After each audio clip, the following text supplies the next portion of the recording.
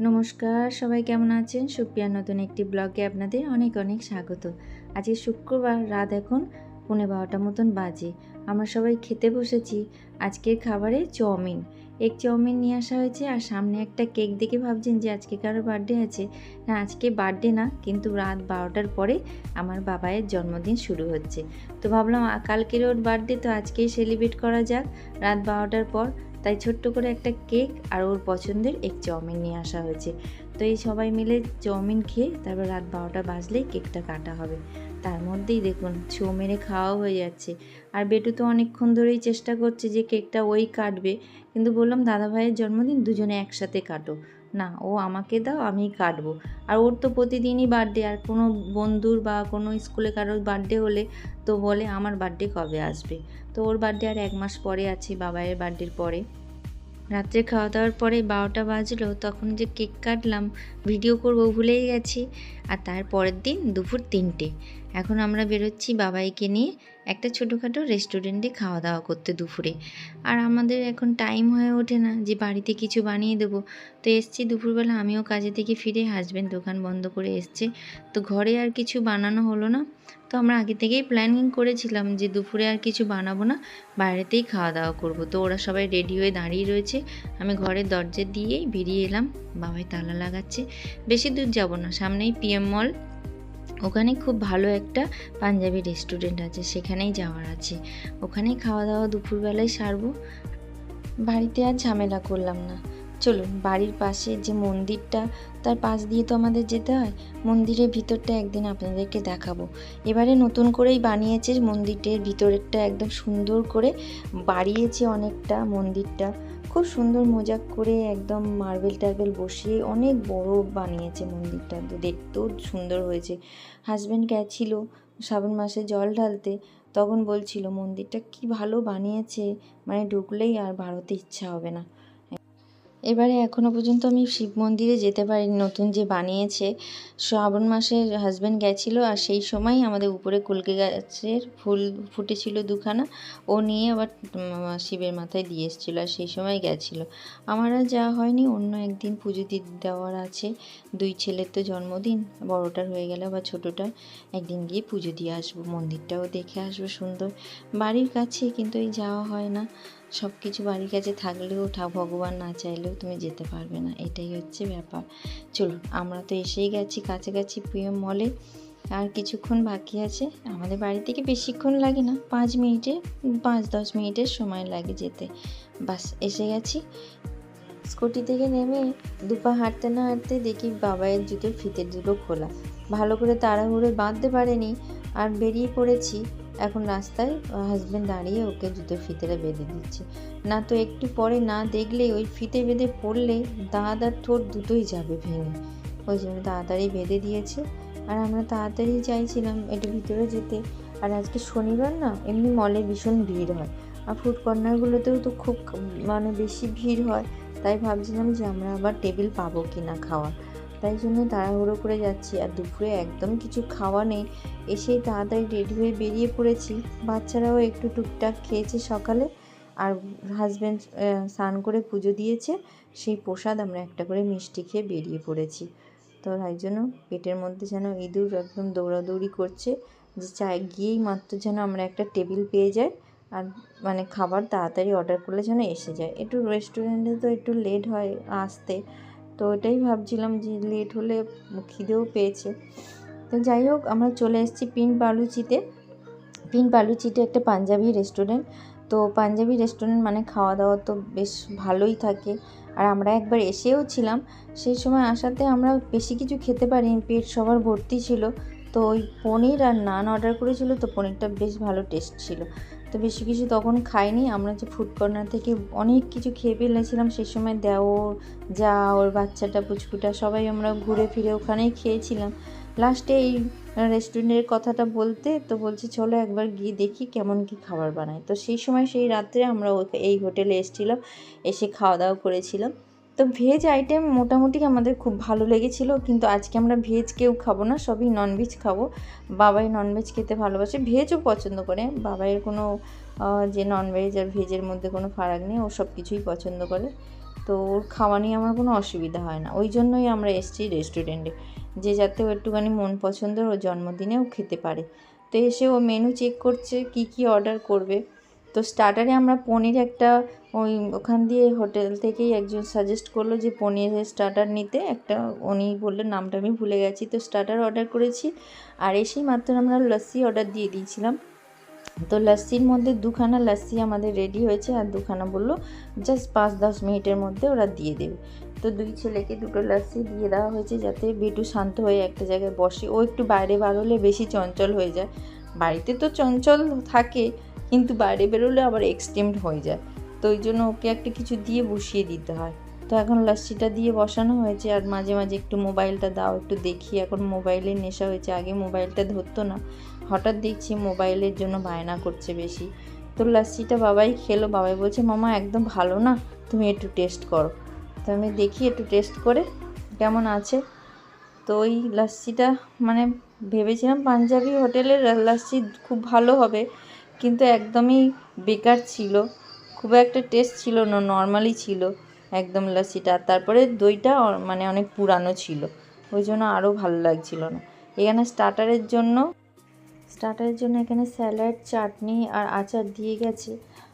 দইয়ের একটা চাটনি আছে, ওদিকে পেঁয়াজ আছে ভিনিগারে ভিজানো, আর এদিকে আচার দিয়েছে। বাবার লস্যিটা খেতেই পারছে না, বলছে মামা তুমি খাও, বা অন্য সময় একটা লস্যি যখন দিয়ে যাবে ওটা টেস্ট করে দেখবো। তো ওটা এখন আমি খাচ্ছি, আর আবার যখন লস্যি আসবে সেটা নয় দেখা যাক। ভালো, আমি ওটা তো ক্যান্সেল করে দিতে বলছিলাম যে এটা খেয়ে একদমই ভালো হয়নি। তো হাজব্যান্ড বলে চলো ছাড়ো, অর্ডার দিয়ে দিয়েছি, যখন আসুক তো ওটা খেয়ে দেখা যাবে। আর এদিকে আমাদের স্টার্টার চলে এসছে। স্টার্টারে আমরা পনির অর্ডার করেছিলাম। তো আমার তো প্রথমে দেখে ভয় পেয়ে গেছি যে এটা ভেজিটেবল চপ দিয়ে গেছে, তারপরে ভাঙার পরে না, পনিরই আছে। আর পনিরটা না পুরো একদম বড় স্লাইসের মধ্যে রয়েছে। আমি ভাবলাম ছোট্ট পনির, আর ভিতরে মনে হচ্ছে অনেক মশলা টশলা দিয়ে ভরিয়ে আর ভেজে দিয়েছে, তা না, পুরো পনিরের কিউব একটা বড় রয়েছে। বেশ ভালো খেতে, ভেবেছিলাম কেমন হবে, কিন্তু খুব ভালো টেস্ট আছে, খেতেও বেশ ভালো লাগছে। আর বেটু বাবাইয়ের তো পনির খুব ফেভারিট, ওই জন্য পনিরটা অর্ডার করা হয়েছে। চিকেন মশলা চিকেন অর্ডার করা হয়েছে, নান অর্ডার করা হয়েছে, আর রাইস অর্ডার করা হয়েছে। তো বললো এগুলো খাওয়া যাক, তারপরে যদি চিকেনটা ভালো লাগে ননভেজের মধ্যে আরও কিছু অর্ডার করা যাবে। তাই জন্য আর বেশি কিছু অর্ডার করা হয়নি, ওগুলো আগে খেয়ে নিয়ে মানে টেস্ট করে দেখা যাবে, তারপরে যদি বেশ ভালো লাগে তখন আবার অর্ডার করা যাবে। ননভেজটা আমরা তো এখানে ট্রাই করিনি, ননভেজ তো সব জায়গায় আবার ভালো হয় না, তার জন্য আবার বেশি অর্ডার করলাম না। চলো স্টার্টারটা শেষ করি। আর স্টার্টার খেতে খেতে আমরা জিজ্ঞাসা করছিলাম বাবাইকে যে তুই কী নিবি গিফটে, তো ও তো কিছু বলছে না। আর আমার ইচ্ছে আছে ওকে একটা রিস্ট ওয়াচ দেওয়ার। ও এমনিতে এখন বড় ক্লাসে যাচ্ছে, 9-এ পড়ছে, তো একটা ঘড়ি হলে খুব ভালো হয় হাতে। ও তো কিছু বলে না, ও বলে আমার লাগবে না। অনেক দিন ধরেই আমি বলছিলাম, সে যখন 8-এ পড়ে তখনই বলেছিলাম, তো বললো লাগবে না, আমার ওসব দরকার নেই। তো এখন মানে একবার বললাম তো ও না করছে। আমার ইচ্ছে যে ওকে একটা ঘড়ি দিই। এই ঘড়িটা এখন চলুক না, 12 অবধি, এখন কলেজ পর্যন্ত পড়বে, ভালো একটা ব্র্যান্ডের দিলে এখন অনেক দিন চলবে। আমরা কথা বলতে বলতে এই দেখুন দুপুরের লাঞ্চও এসে গেছে। বাটার নান অর্ডার করেছিলাম আর চিকেন, দেখে তো বেশ ভালো লাগছে, খেতে কেমন হয়। গ্রেভি অনেক দিয়েছে, আর 4 পিস চিকেন আছে। চিকেনের পিস সলিড পিস আছে, 2টো লেগ পিস দিয়েছে। তো লেগ পিস আমার 2 ছেলে ভালোবাসে, তো ওদেরকে লেগ পিস দেওয়া হয়েছে। আর এখানে আমার সলিড পিস পড়েছে, যেটা আমি একদম পছন্দ করি না, আমি একটুখানি হাড় পছন্দ করি, সলিড পিস আমি খেতেই পারি না। তো যাই হোক এখন গ্রেভি দিয়ে খাবো। আর সলিড পিস খাওয়ার জন্য আমার সামনের যে পৈলান বাবু বসে আছে, উনি খুব পছন্দ করে সলিড পিস খেতে। আমার বাড়িতে যে কটা সলিড পিস আছে চিকেনের, সেগুলো উনিই খায়, মানে হাজব্যান্ডই খায়। চলুন এখান দিয়ে খাওয়া দাওয়া করে আমরা বেরিয়ে পড়েছি। তো বললাম চলো পুজোর কিছু কেনাকাটা করা যাক, এখন তো প্রায় 5:30 মতন বাজে। তো ওই জন্য বেরিয়েছি যে শিলেদাসে যাই, প্রথমে জুতো নেওয়া যাক। শিলেদাস থেকে সবার জন্য জুতো নিয়ে তারপরে আমরা সাকচিতে যাব ঘড়ির দোকানে। ওখানে সোনাটা ঘড়ি আছে, যেখান থেকে আমি প্রায় 2-3টে মতন ঘড়ি আমরা কিনেছি। তো অনেক ভালো কোয়ালিটি, সোনাটা তো বলাই যাবে না, অনেকই ভালো হয়। তো সেই জন্য আমরা এসছি শিলেদাসে এসে এখানে জুতো দেখা যাক কেমন কি পাওয়া যাক। বাবাইকে দেখালাম, বাবাই বলছে আমার এত মানে কালারফুল ভালো লাগছে না, আর অত দামের আমি নেবো না। মানে ও বলছে যে তোমরা এত খরচা করো না, ওর কথা। এবার ওখান থেকে আমরা সাকচিতে চলে এসেছি। সাকচিতে ওখান থেকে কিছুই বাজার করিনি, আর জুতো ওর পছন্দ আসেনি, আর বেটুরও জুতো পাইনি, আমারও জুতো পাইনি, কোনো কিছু পাইনি। তো আমরা চলে এসেছি সাকচিতে ঘড়ির দোকানে। ঘড়ির দোকানে এসে বেটু তো একদম ওর অনেক দিনের ইচ্ছে আমার একটা ঘড়ি কিনে দাও, ঘড়ি কিনে দাও। তো ও এখন হাত খুলে বসেছে যে আমাকে ঘড়ি দেখাও, মানে ও এখন নিজের ঘড়ি দেখাতেই ব্যস্ত। তার মধ্যে বাবাইয়ের ঘড়ি দেখাচ্ছিলাম যে কোনটা তোর পছন্দ। আমার তো বেশ ভালো লাগলো, একটা গ্রে কালারের, না গ্রে না, মেরুন মেরুন টাইপের ঘড়ি পরালো, একটা গোল্ডেনের মধ্যে। তো গোল্ডেনটা আমার একদমই ভালো লাগছিল না, রোগা হাত তো যেন ওটা চেয়ে উঠছিল। ওই জন্য বললাম আরও কিছু দেখান। একটা মেরুন ঠিক বলবো না, ওটা কী কালার আমি বলি বলুন তো, ওরকম কালার এই যে পরাচ্ছে এখানে। তো গোল্ডেনটা যখন পরালো, উপরের বেল্টটার কালারটা ঠিক আছে, কিন্তু যে উপরে গোল্ডেন কালারটা আমার একদম পছন্দ ছিল না। তাই জন্য বললাম অন্য কিছুর মধ্যে একটু দেখান, স্কুলের পরে যাবে তো যাতে শোবার লাগে, দেখতে ভালো লাগে, কমফোর্টেবল লাগে পরলে। এই যে এইটা আমার খুব ভালো লেগেছিলো যখন ও পরেছে। তো এটা পরতে আর একটা যখন বার করলো, সেটা থেকে চোখ মানে সরাতেই পারছিলাম না। দাঁড়ান, এটা বললো এটা পরে থাকুন, আর একটা আপনাদের দেখাচ্ছি। আমি দেখলাম কাঁচের মধ্যে থেকে, ওর হাতে দেখা যাক পরিয়ে কেমন লাগে। ওর হাতে পরালে ওর হাতে যেটা ম্যাচ করবে সেটাই নেওয়া হবে। এখান থেকে আমি প্রায় 3টে মতন ঘড়ি নিয়েছি। আমার দুখানা, আমি ঘড়ি পরতে ভীষণ ভালোবাসি, আর হাজব্যান্ডের একটা নেওয়া হয়েছে। আর এখনও আমার ইচ্ছা করছে যে একটা ঘড়ি আমিও নিই। এই যে এখান দিয়ে দেখুন, এই ব্লুটা এত ভালো লাগছে, ওর হাতের সাথে এত সুন্দর মানিয়েছে। হাতটা আমার দেখেই এক নজরে পছন্দ হয়ে গেছে এটা। তো এটাকেই ফাইনাল করা হলো। তারপরে আমারও মনটা একটা খুঁতখুত করছে যে আমার গোল্ডেন ঘড়ি আছে, কিন্তু এই সিলভারের মধ্যে আমার ঘড়ি নেই।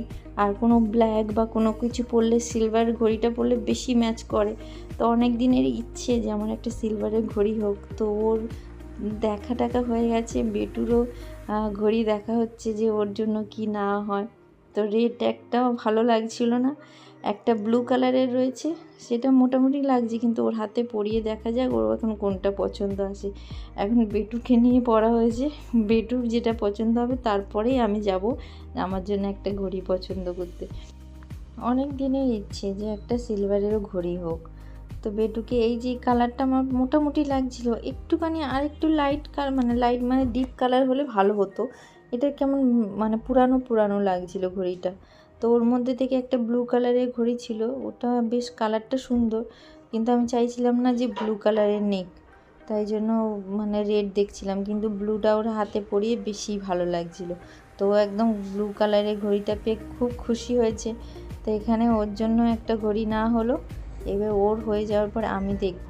আস্তে আস্তে এক এক করে না দেখলে হাজব্যান্ড বলবে বাপরে একসাথে সবাই শুরু হয়ে গেছো। তো যাই হোক, পুজোর সময় তো কিছু নাও বলতে পারে। পুজোর সময় অনেক দিন ধরেই বলছিলাম ওকে যে আমার একটা সিলভারের ঘড়ি নেওয়ার আছে। তো এখানে ও বলল চলো একটা ঘড়ি তুমিও দেখে নাও। রিস্টওয়াচ বেশ ভালো লাগছে দেখতে। এই যে দেখছেন এই গোল্ডেন ঘড়িটা এখান থেকেই নেওয়া, সোনাটা থেকে। তো সোনাতে থেকে ঘড়িগুলো তো ভালোই হয়, খারাপ না। আমার তো 2 বছর 2.5 বছর হয়ে গেল ঘড়িগুলো আমি নিয়েছি। আর একটা সরু বেল্টের আছে, আর আমার বেশিরভাগ পছন্দ মোটা বেল্টে।